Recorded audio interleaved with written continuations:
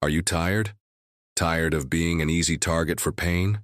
Of feeling like every harsh word, every betrayal, every blow of fate rips a piece from your soul?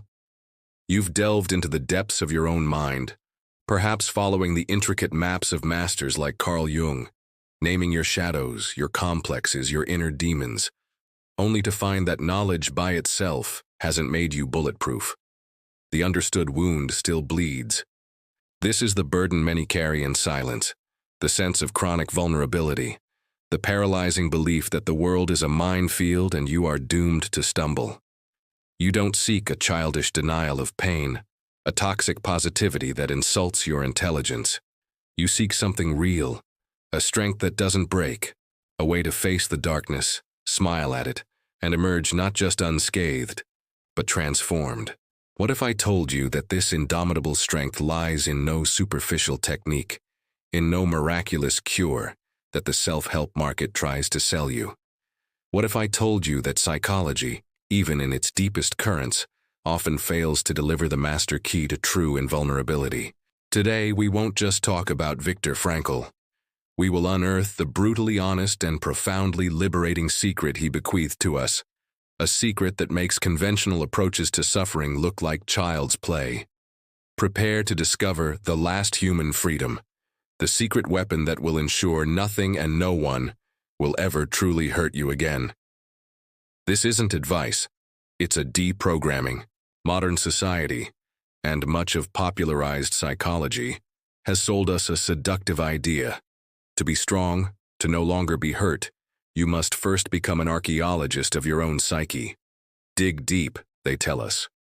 Understand your childhood wounds, catalog your traumas, integrate your Jungian shadows. Only then, perhaps, will you find peace. It's the myth of inner healing as a passport to invulnerability. A noble quest, no doubt. But I ask you, how many years have you spent excavating? How many layers of pain have you dissected, only to find yourself reacting the same way to the next provocation, the next loss? The inconvenient truth is that this search for the perfect psyche can become a trap, a sophisticated excuse to postpone life, to remain hostage to what was. And herein lies another dangerous illusion, that understanding the origin of your pain automatically neutralizes it. You identify the complex, name the trauma, and then what?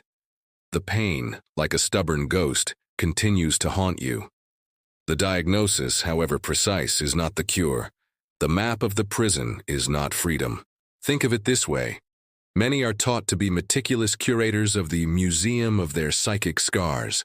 They catalog every trauma, understand the origin of each painful artifact. It's a work of self-knowledge. But Frankl doesn't invite us to reside permanently in this museum. He summons us to be the architects and commanders of an inner fortress. This fortress doesn't deny the ruins of the past, but its invulnerability lies in the solidity of its active walls, the conscious choice of attitude in its watchtower, the unshakable purpose, and in the courage of its guardians, the defiant power of the spirit. Do you want to be a caretaker of wounds or the master of a citadel? Frankl's perspective doesn't invalidate self-knowledge, but puts it in its proper place. He shows us that the strength not to be hurt existentially doesn't depend on a state of psychological purity, but on a decision and posture towards life, accessible to you, now. While Jungian exploration can sometimes leave us with a sense of psychic determinism, I am this way because of my past, my shadows. Frankl tears away this veil.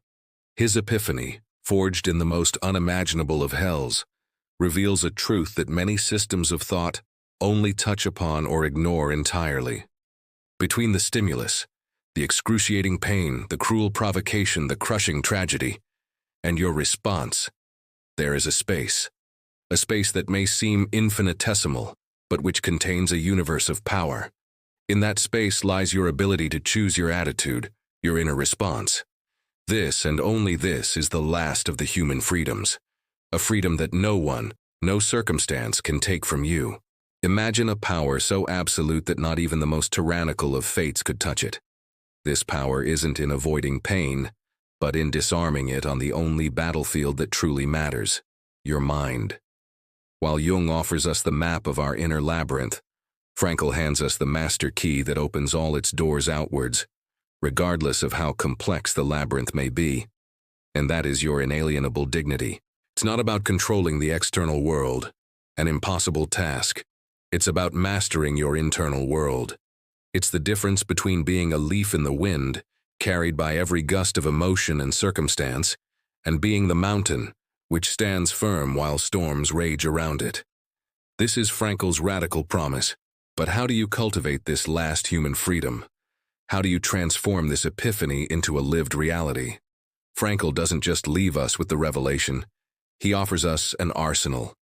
3 weapons or existential stances that, once mastered, will make you a master in the art of not being hurt.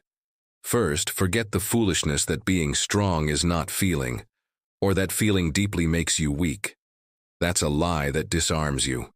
True strength is not the absence of feeling, but the ability to find meaning through feeling, including pain. Weapon 1. The deliberate search for meaning. This means transforming suffering from a passive burden into an active task. The paralyzing question, "Why do I suffer?" is replaced by the empowering question, "For what purpose do I suffer? What meaning can I extract or create in this situation? What values can I realize here and now?" Suffering ceases to be a random attack and becomes a calling. Weapon 2. The power of self-transcendence. Obsession with oneself is a poison. The cure lies in directing your attention beyond your own navel, to a cause greater than yourself, to the love and service of another person, to an ideal that inspires you. The I that suffers loses its tyranny, and its power to hurt you when it is in service of something that transcends its petty pains and pleasures. Weapon 3. The defiant power of the spirit, Trutzmacht des Geistes. This is the challenging and indomitable attitude of the human soul. It is the ability to say no to despair, no to degradation, no to destiny's attempt to crush your dignity. It is not blind optimism, but a conscious defiance that affirms your inner freedom, even if all external freedoms have been stolen. Imagine a brilliant artist whose work is suddenly censored and banned, his means of expression, his passion, stolen. He could drown in bitterness, in the analysis of injustice, or, accessing his last human freedom, he could ask, "What is the meaning here?" Perhaps he begins to teach secretly, to write in code, transforming oppression into fuel for a new form of creative resistance. His art becomes his life, lived with defiance. He is no longer the victim of censorship. He is the embodiment of artistic freedom. And don't think this requires only grand, heroic gestures. Remember Frankl in the camps.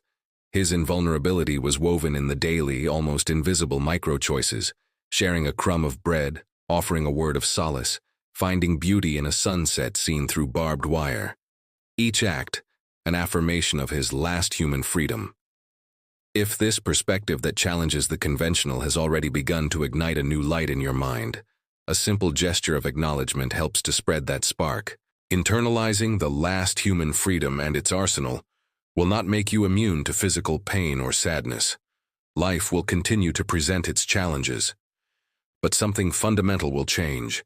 The fear of pain will lose its paralyzing power over you. Nothing and no one will be able to existentially hurt you anymore.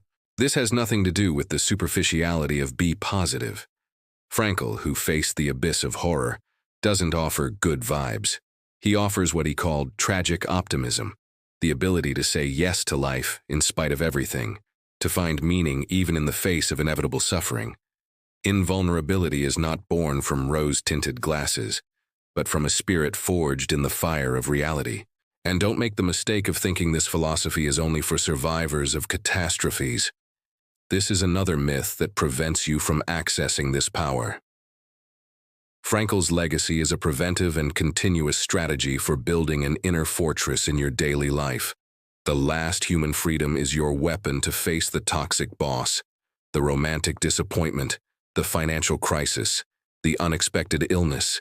It is for you, here and now. When you rewrite your contract with suffering, it ceases to be your enemy and becomes, paradoxically, your teacher.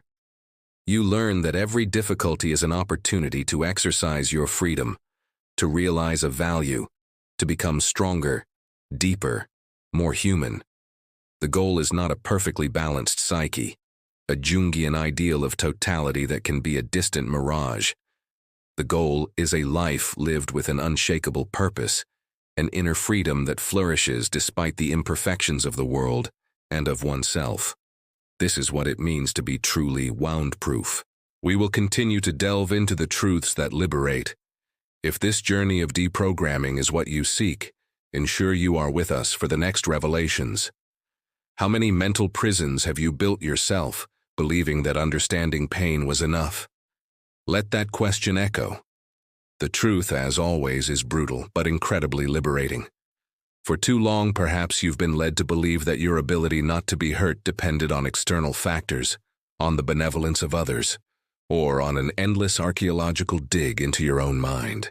Viktor Frankl showed us a different path, more direct, more honorable. He showed us that even if all your external freedoms are annihilated, one remains untouchable: the freedom to choose your attitude towards what happens to you. That is your inner citadel. That is your supreme power. It's not about not feeling. It's about not allowing the feeling to define or destroy you. It's about finding the meaning that transforms suffering into a triumph of the human spirit. This is the knowledge that Mind Architect Lab is dedicated to bringing to light. The tools for you to deprogram the lies that weaken you and build a mental architecture that not only survives, but thrives. If you are ready to continue deconstructing the illusions that limit you, and to architect a truly indestructible mindset, subscribe to Mind Architect Lab and activate notifications. Here, knowledge is your primary tool for liberation. If this content has delivered valuable keys to you, your like is the signal the algorithm needs to bring this message to more minds seeking to awaken from the matrix of vulnerability. And now, the question that truly matters. Viktor Frankl stated that the last of the human freedoms is to choose one's own attitude. What was the most liberating insight you captured today to begin radically exercising this freedom in your life? Share your reflection in the comments. Let's build a community of indomitable spirits together. And to continue the journey of strengthening your mind against external disturbances, we recommend you watch our video, Impossible to Annoy, the Unbothered Mind Method. The link will be in the description and on the card. Remember, you are not a victim of circumstance unless you choose to be. This is Mind Architect Lab. Master your mental blueprint. Stay sharp.